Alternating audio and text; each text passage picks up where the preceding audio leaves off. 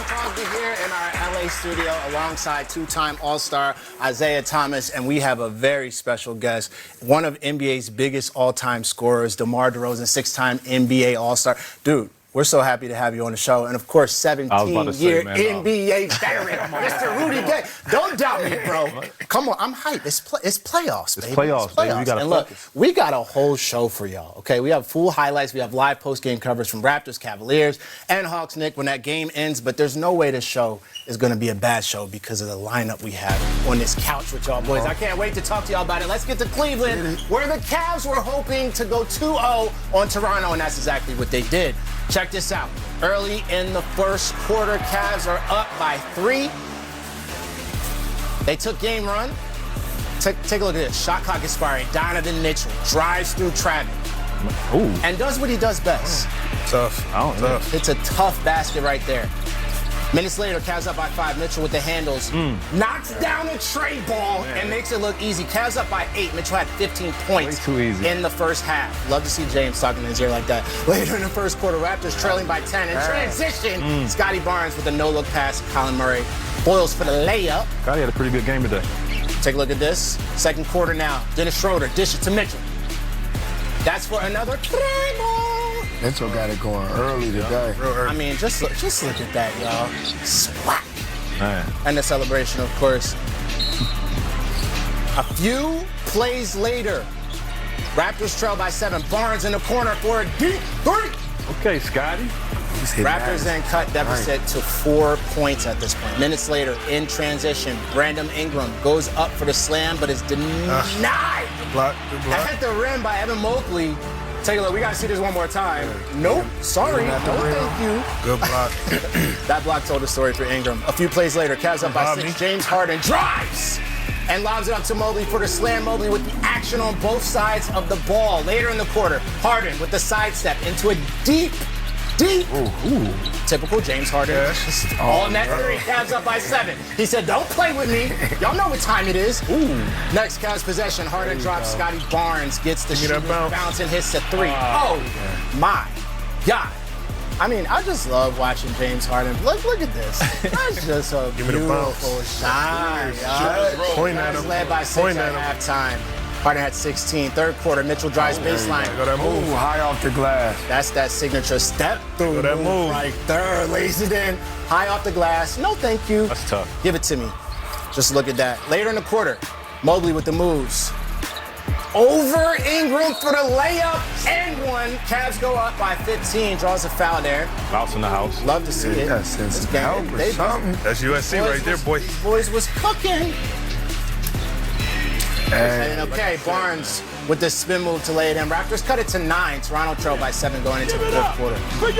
Could Cleveland close it out? Midway through the fourth quarter, Cavs up by 6. Here's Max. Down the catch and shoots a tray ball. Makes it look easy. Cavs take a 9-point lead. After this, minutes later, Toronto looking for a response. Barnes muscles his way into the lane, gets the bucket over Evan Mobley, plus the foul to the line. He's going to need to do a whole lot of that. He got to. He definitely carried offensively in game 2. Right back on the other end, though, Donovan Mitchell said, hold on now. Let me cook real quick. That puts the Cavs up by 12.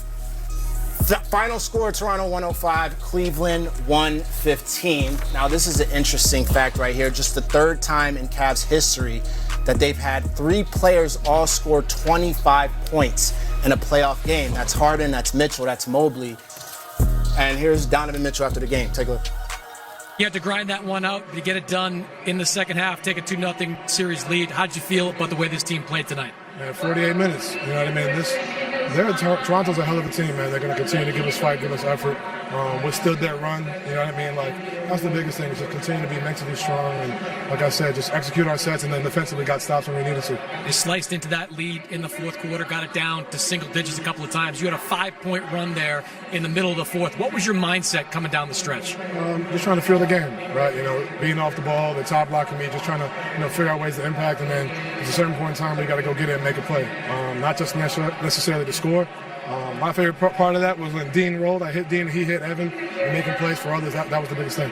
Kenny Atkinson has called Evan Mobley a ceiling raiser for you guys. 25 points tonight, 11 for 13 from the floor. Pretty efficient there. What kind of lift did he give you? I mean, he's the defensive player of the year. He's all NBA. He's everything we've needed him to be. He's peaking right at the right time. Like he's aggressive. He's knocking down shots. He's doing things on the defensive end. And Scotty Barnes is no easy matchup, and he's taking that challenge head on, trying to make it tough on him and helping us as a defense. And that's what we need from him. You and James Harden, 58 combined points tonight, 22 of 38 from the floor. You guys have only been playing together for a few months. How do you explain how this chemistry has come together so quickly? Just continue to make reads. At the end of the day, we're two high IQ players. He's been doing it a little bit longer than me, but we've still been doing it for a long time, and just trying to find ways to win. If it's scoring, if it's passing, if it's rebounding, getting stops. But when you have two guys who are trying to chase the same thing, it definitely helps us for sure. Congratulations. The Cavs are cooking. Just the fourth time in Cavs history where three or more players all score over 25 points. Donovan Mitchell there giving flowers to Mobley. It just seems like things are clicking with this big three. Let's start with you, Rudy. Just tell me how you feel about these Cavs right now. Nah, I mean, like Donovan said, they have two guys, really high IQ basketball players, and they're just leading the show. They're assisting. I thought maybe it was last game where they assisted or scored on like 80% of the scoring or something like that, or maybe 80 points. I don't know. Might have got mixed up, but they're leading the show. They're making plays for themselves and others, and when they're doing that, they're hard to beat. I mean, I just feel like, when it comes to playoffs, it always exposes habits, right? What do you think? Now we're 2-0.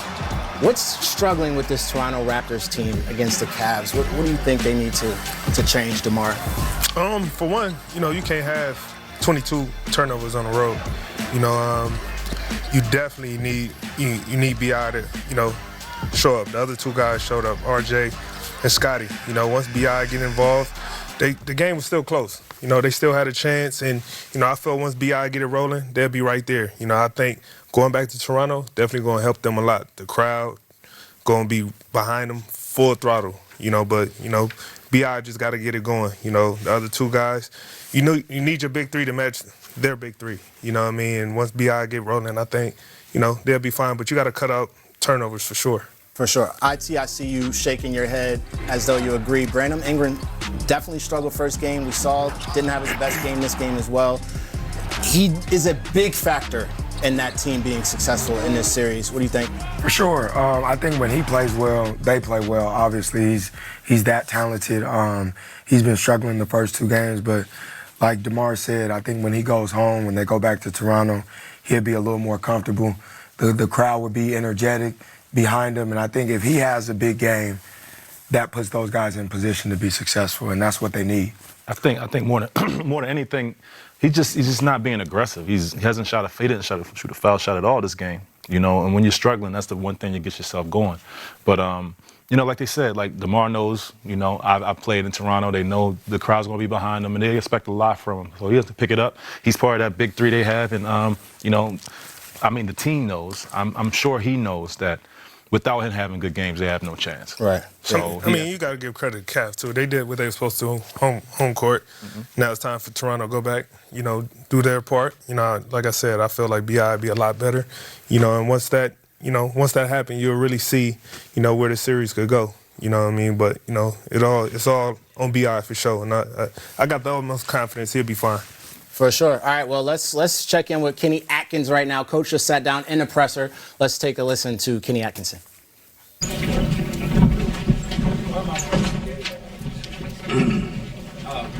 Darko took one pre-game. He drank one pre-game. He said it was pretty good. They'll have like taste testing, Diet Coke. Kenny, you said before the game that this was going to be the hardest game that you guys had. What did you think of the way that you guys responded to the way that Toronto punches? Yeah, they threw a lot of punches. They threw the kitchen sink at us. Gave us a lot of different looks. I think they got it down to 6 at 5. Got close there, but we kept our poise. On both ends, right? Kept our poise. Obviously, Donovan and James closed it for us. But you know, I thought our defense was kind of forced them to go small, right? Like they had to get more shooters out there. But this is a real playoff win, right? Like this is what the playoffs is about. They came at us hard, and we responded. Donovan at 30, James at 28, at 25. Just how do you describe the way that trio played in concert? Yeah, again, playoffs, right? Your superstars step up. You know, there are games where they're role players, but this is a superstar game. Those three led us. They hit the big shots. I think James had 4 steals in the second half, so excellent defensively, and of course Evan, you know, really good defensively, and Don just made some out of this world incredible shots. The bank shot he hit near our bench, you know, shot clock winding down. I mean, that's why they're stars. Mikey.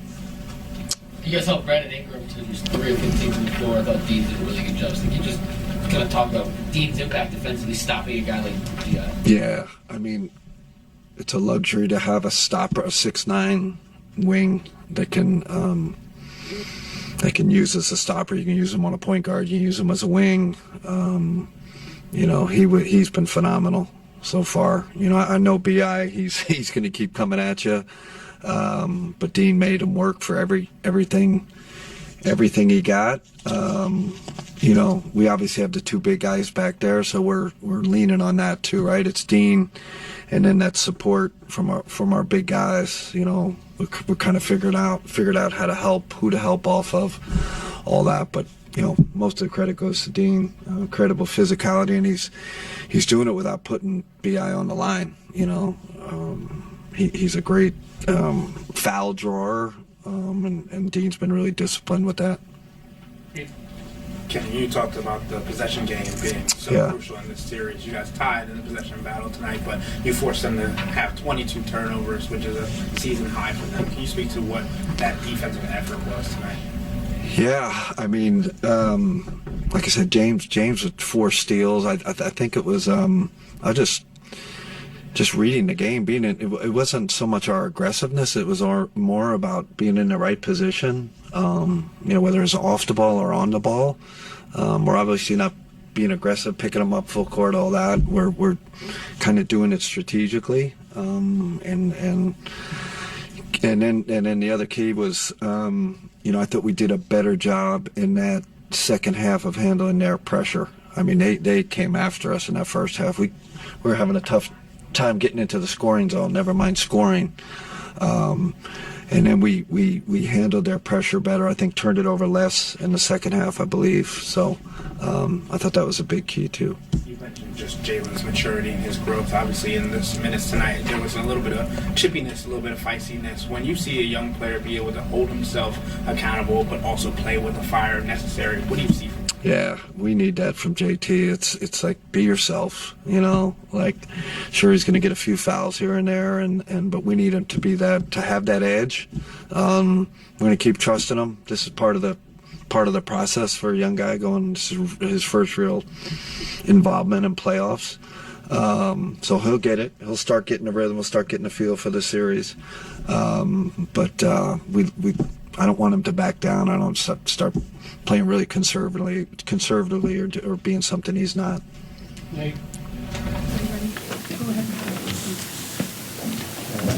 Darko, you definitely, I mean, several of your players, you said there'd be more energy, more punch today. I presume you were happy with